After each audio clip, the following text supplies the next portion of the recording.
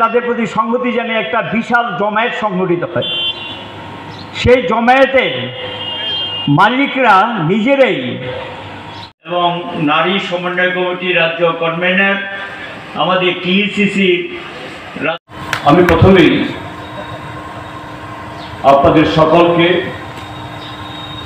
এবং আমাদের রাজ্যের সমস্ত শ্রমজীবী অংশের ভাই বোনেদের আমাদের রাজ্যের গণতান্ত্রিক আন্দোলনের তরফ থেকে এবং আমার ব্যক্তিগত তরফ থেকে শুভেচ্ছা অভিনন্দন জানাচ্ছি।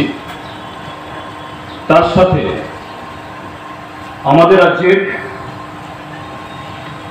শ্রমজীবী অংশের মানুষের যে সংগ্রামের প্রতি, আন্দোলনের প্রতি আমি গভীর আন্তরিক সংহতি জ্ঞাপন করছি। আমার আগের বক্তাগণ সকলেই শ্রমিক আন্দোলনের সাথে যুক্ত, খুবই সুন্দরভাবে এই মে দিবস সৃষ্টি হওয়ার তার প্রেক্ষাপট এবং আজকে দিনে দাঁড়িয়ে আমাদের দেশে এবং আমাদের রাজ্যে শ্রমজীবী অংশের মানুষের সামনে যে বিপদ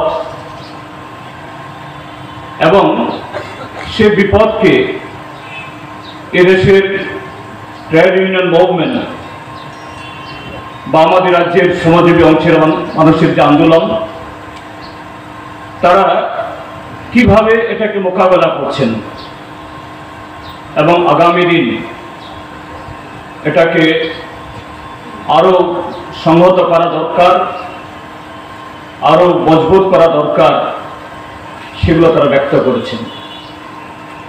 আমি সেদিকে যাব না। আমি যেটা বলতে চাই যে বছর 2024 সাল যে আমরা এই আন্তর্জাতিক শ্রমিক সংহতি দিবস আমরা উদযাপন করছি, এটা সেই 1886 ইংরাজির হে মার্কেটের অর্থাৎ শিকাগোর সে ঘটনার 138 বছর বাদে। আর আনুষ্ঠানিকভাবে সারা পৃথিবীব্যাপী 1 মেকে শ্রমিক সংহতি দিবস হিসাবে উদযাপন করার যে আনুষ্ঠানিক সিদ্ধান্ত বা যে উদযাপন শুরু হয়েছে, তার এবছর 135তম বছর। আমাদের দেশের অভিজ্ঞতায়, জাতীয় জীবনের অভিজ্ঞতায় এই বিগত প্রায় 140 বছরে আমাদের এই যে আন্দোলন শ্রমজীবী মানুষের অধিকার রক্ষার, এটাকে আরো মজবুত করার, তার চেহারা, তার স্থিতি আজকে আমাদের জাতীয় জীবনে কোন পর্যায়ে? সেই 1890 খ্রিস্টাব্দে মে দিবস শ্রমিক সংহতি দিবস উদযাপিত হওয়ার পর, তখন আমাদের দেশ পরাধীন ছিল। প্রায় সেই সময়েতে, সমকালীন সময়েতে আমাদের দেশেও একেবারে আসমুদ্র হিমাচল সেরকম ভাবে না হলেও দেশের যে সমস্ত প্রান্তে